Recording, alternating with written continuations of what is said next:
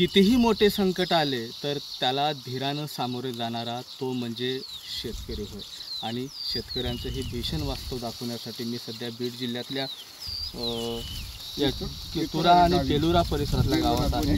आणि जर बघितलं मी बाजरीच्या शेतात आहे आणि हे बघा ही बाजरी 8 दिवसापूर्वी पाऊस झाला होता, भीषण अतिवृष्टी झाली होती. बीड जिल्ह्यातल्या 61 महामंडळामध्ये अतिवृष्टी जारी केली आणि त्यानंतर आज 10 दिवस होत आहेत.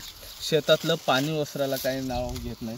हे शेतकरी मंडळी आहेत, हतबल झालेले आहेत, निराश झालेले आहेत. शेतकऱ्यांचा सर्वात मोठा सण म्हणून पोळा साजरा केला जातो आणि ऐन पोळ्याच्या दिवशी या शेतकऱ्यांना मात्र काळा पोळा साजरा करण्याची वेळ इथं आलेली आहे. आता हे भिजलेलं जे बाजरीचं पीक आहे हे कुठल्याही कामाचं नाही, मात्र हाताला काही कणभर मिळेल आणि त्यातून काही उदरनिर्वाह होईल याचाच आटापिटा इथले शेतकरी करताना पाहायला मिळतात. शेतकऱ्यांचं दुःख आहे. विशेष म्हणावं लागेल बीड जिल्ह्याचे पालकमंत्री आणि राज्याचे कृषी मंत्री धनंजय मुंडे यांच्या जिल्ह्यातलं हे विदारक वास्तव आहे आणि हे सत्य आहे असं म्हटलं तरी वावगं वाटणार नाही. मोठ्या वल्गना करण्यात आल्या, घोषणाबाजी करण्यात आली, मदत काही अद्याप मिळालीच नाही.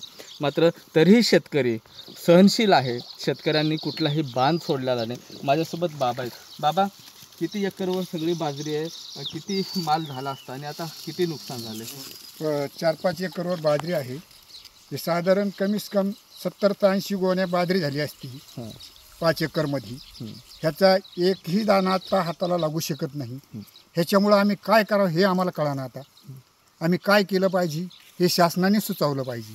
सरकारनं घोषणा केली होती आर्थिक मदतीची, मदत मिळाली? मदत अजून 1 रुपयाही मिळालेला नाही. शेतकरी फार हातबिल झालं. आमचं काय करावं हे आम्हाला आमचंच कळणार. आम्ही 12 महिने आता काय खायचं, हे जीवन सगळं आमचं बाजरीवर आहे. त्याच्यामुळं सरकारने ह्याचा काहीतरी पर्याय काढून मदत देऊ म्हणले. अजूनही मदतीचा पर्याय नाही सोडला त्यांनी.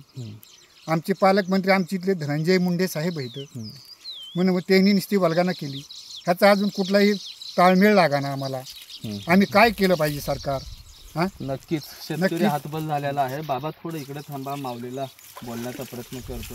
चेहरा लहान झालेला आहे, सुकलेला आहे, सकाळपासून काम करता देतात. हातामध्ये ओली बाजरी आहे. ते काय कामाला येईल आता बाजरी? काय करतात आता गुरांना वगैरे खवळतात? मग आता बाजरी नसल्यामुळे मग आता घरात ज्वारी बाजरी नसल्यामुळे भाकर कशी करणार? मग खाता येत नाही,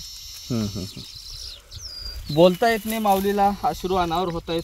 निष्फळ झाली, हातबल झाली. आता तुमच्या हातात जी बाजरी आहे ही खरोखरच तुम्हाला खाता येऊ शकेल? भाकर बनेल याची? नाही ना, नाही खाता येणार. आम्हाला तांदूळ आवडत नाही, गहू आणण्याची होत नाही.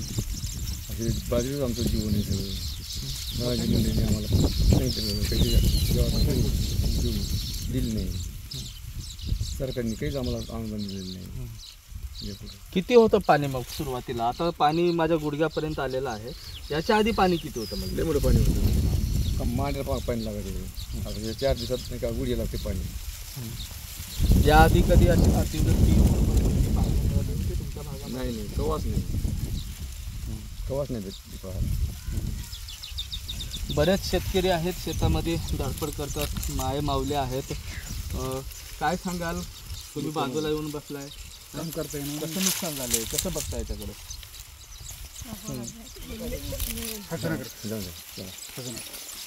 यांना बोलता येत नाही कारण माध्यमांच्या पुढे बोलण्यासाठी त्यांच्याकडे खरं तर आता ती अक्षमता राहिली नाही असं म्हणलं तरी वावगं वाटणार नाही. कारण सकाळपासूनच गेल्या 10 दिवसापासून हे पीक वाचवण्याच्या प्रयत्नात आहे.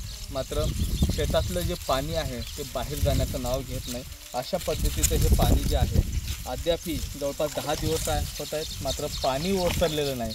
त्यामुळे हाती आलेलं बाजरीचं जे पीक आहे ते डोळ्यात देखत मात्र जळून गेलेलं आहे, ते संपून गेलेलं आहे. आणि आता एकंदरीत कुठेतरी आस आहे या शेतकऱ्यांना, या माता माऊल्यांना. प्रशासनानं, शासनानं, पुढाऱ्यांनी आता तरी बांधावरती यावं. पोळा हा त्यांचा महत्त्वाचा सण आहे, तो देखील काळा साजरी करण्याची त्यांच्यावर वेळ आली. त्यामुळे आता सरकारकडनं काहीतरी आर्थिक मदत मिळावी अशी मागणी जी आहे ती आता जोर धरताना पाहायला मिळते. कॅमेरा पर्सन अक्षय रडेसह मी महेंद्र कुमार मुधोळकर, TV9 मराठी, बीड.